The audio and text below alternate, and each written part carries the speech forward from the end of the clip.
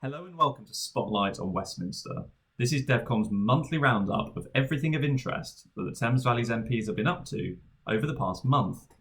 There's been continued friction regarding the white paper on planning reform and the proposed new standard method for assessing local housing need.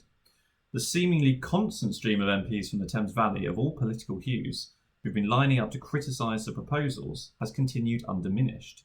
During a debate in the House of Commons on planning and house building, constituency nearly neighbours Theresa May in Maidenhead and James Sunderland in Bracknell presented a united front. Theresa May called the proposed standard method ill-conceived, and James Sunderland asked whether she agreed that very well-run councils are best placed to understand the local requirement.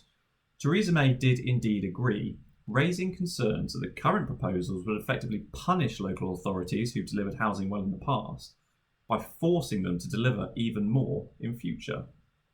In Reading East, Matt Rodder, Labour, continued his criticism of the white paper by saying that the proposed changes could have a damaging effect on the environment and that ultimately they would harm the quality of life for local people. He raised three key concerns, which were the impact of unwanted developments on the green land, perceived deregulation of the planning system, and the lack of focus on delivering the right mix of housing. In Wokingham, John Redwood, Conservative, has called the proposed standard method another bad algorithm. He set out three basic principles that he believes should underpin the planning system.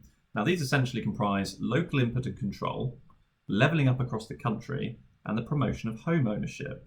He believes that the proposals fail these three tests, and that areas like Wokingham should actually take less development, thereby sharing this growth and prosperity with other parts of the country.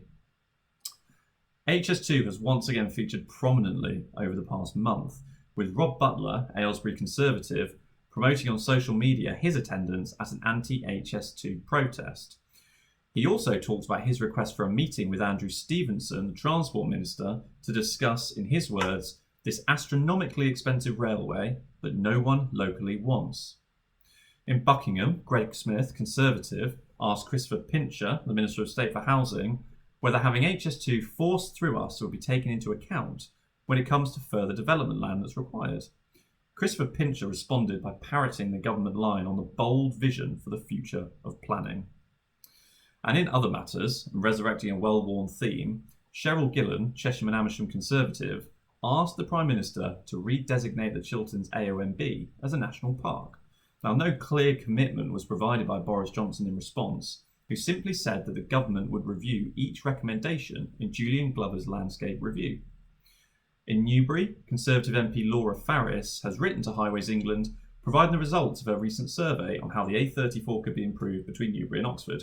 And Alok Sharma, Reading West Conservative, has welcomed the recent announcement of £18 million of investment by the government into Theale, Tilehurst and Reading West train stations. In fact, Laura Farris has been quite busy this month, as she also wrote an article for Newbury Today at the beginning of October, where she said it's time to think boldly and creatively about our high streets. She called for a discussion in Newbury amongst district and town councillors, local businesses and experts to harness the potential of the high street.